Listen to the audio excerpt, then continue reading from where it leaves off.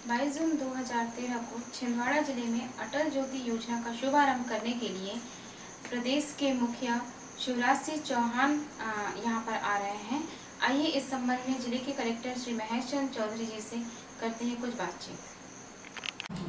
माननीय मुख्यमंत्री जी, मध्य प्रदेश का छिंदवाड़ा जिले में 22 जून को प्रवास है। शासन से जो कार्यक्रम हमको प्राप्त हुआ है उसमें माननीय मुख्यमंत्री जी 11:50 पर प्लेन के माध्यम से हवाई पट्टी पर उतरेंगे और उसके पश्चात सड़क मार्ग से पोला ग्राउंड पर पहुंचेंगे। पोला ग्राउंड में बड़ा एक बृहद कार्यक्रम अटल ज्योति कार्यक्रम का शुभारंभ है और इसमें लगभग 1 से सवा घंटे का कार्यक्रम है और इस कार्यक्रम को संपन्न कराने के पश्चात फिर हवाई पट्टी से ही माननीय मुख्यमंत्री जी सिवनी जिले के लिए प्रस्थान करेंगे।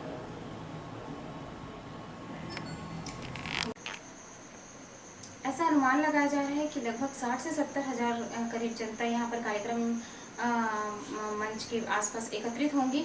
तो आइए जानते हैं छिंदवाड़ा पुलिस अधीक्षक महोदय से कि इसके लिए क्या सुरक्षा प्रबंध किए गए हैं। करेगा नहीं करेगा कोई अच्छी बात नहीं। सर, कल माननीय मुख्यमंत्री जी आ रहे हैं तो उसके लिए किस प्रकार की व्यवस्थाएं रहेंगी? व्यवस्था मुख्यमंत्री महोदय कल एयर स्ट्रिप पे लगभग 11:50 में आगमन होगा। हमने एयर स्ट्रिप की व्यवस्था लगाई, रूट अरेंजमेंट लगाया है।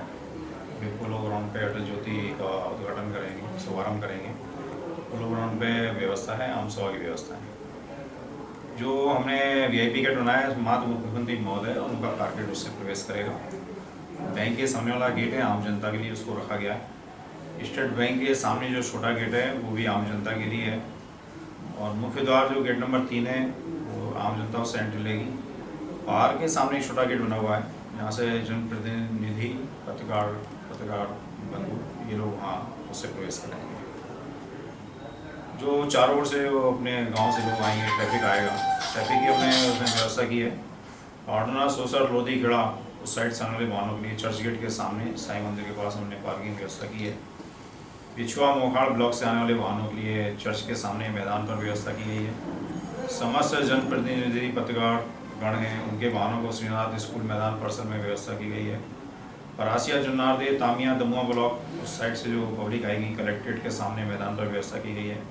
और हर्रई, अमरवाड़ा, चौरई, चांद इस साइड से जो आने वाली पब्लिक है, सिवनी साइड से जो आने वाली पब्लिक है उसको हमने पुलिस लाइन के गेट नंबर 3 से उनको एंट्री पुलिस लाइन के ग्राउंड पर की। ये हमारी व्यवस्था है और 2 घंटे 10 मिनट का माननीय मुख्यमंत्री महोदय का प्रोग्राम है। उसके बाद वापस एयर स्ट्रिप से सिवनी हमको जाना है।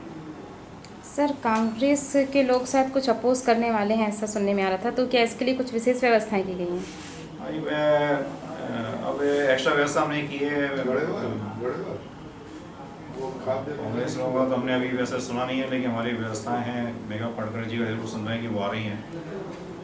गुलाम गाँव में उन्होंने 2 बजे ऐसा बताया कि मीटिंग है और 12 बजे वो कलेक्ट्रेट जाएंगी। ये भी सूचना है कि यहाँ माननीय मुख्यमंत्री महोदय की सभाओं में आ सकती है। हमने व्यवस्था उनके लिए की हुई है। महिला बल उनकी सुरक्षा के लिए और उसके लिए मैंने लगाया हुआ है कि व्यवस्था भंग ना हो।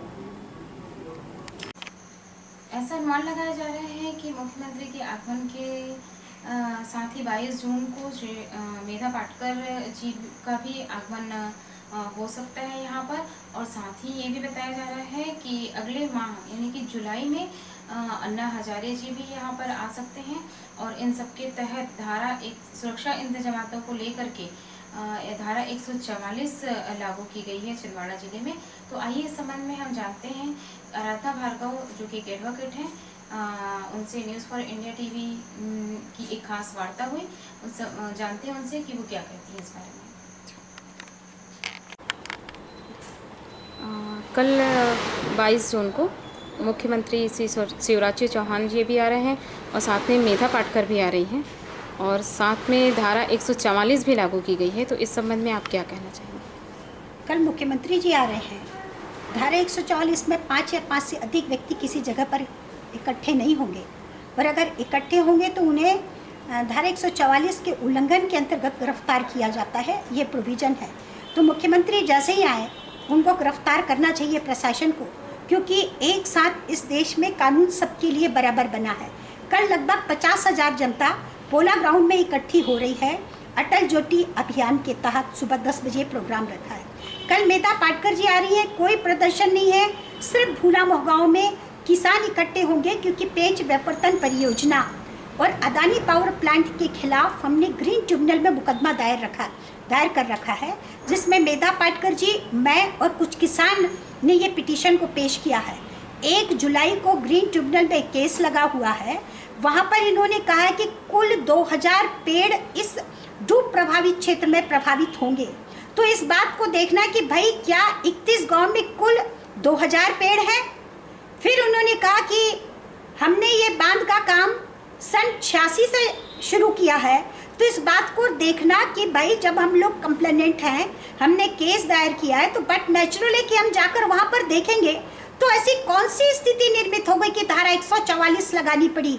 ये धारा 144 का माहौल है और कलेक्टर और एसपी मुखोटे बने हुए हैं, उनके हाथ के खिलौने बने हुए हैं प्रशासन के खिलाफ। ये काम जो चल रहा है ये लोकतंत्र के खिलाफ है। कलेक्टर और एसपी का काम, जब इन्होंने अपनी नौकरी को ज्वाइन किया था, तब इनकी जवाबदेही भारत के संविधान के प्रति थी, नेताओं के प्रति जवाबदेही नहीं है। और दोहरा कानून इस देश में नहीं चल सकता कि मेधा पाटकर और डॉक्टर सुनीला माए तो देश में जिले में धारा 144 लगा लो, और अगर मुख्यमंत्री आए तो उनके खिलाफ कोई भी कार्रवाई नहीं होगी। तो इसमें तो हम एसपी और कलेक्टर के खिलाफ जाएंगे, हाई कोर्ट और सुप्रीम कोर्ट में भी जाने का काम करेंगे कि हमारे मौलिक अधिकारों का हनन इस तरह से किया जा रहा है। कोई धारा 144 लगाने की स्थिति ही निर्मित नहीं हुई है, और इस तरह का काम लोकतंत्र के खिलाफ है और हमारा संघर्ष जारी रहेगा। मेधा जी भी कल भूला मोहगांव जाएंगी, मैं भी भूला मोहगांव जाऊंगी, हमारे सारे साथी भूला मोहगांव जाएंगे, और इस धारा 144 के खिलाफ भी हम लोग आगे कार्यवाही करने का काम करेंगे, क्योंकि दोहरी नीति इस देश में चलाने का काम चल रहा है।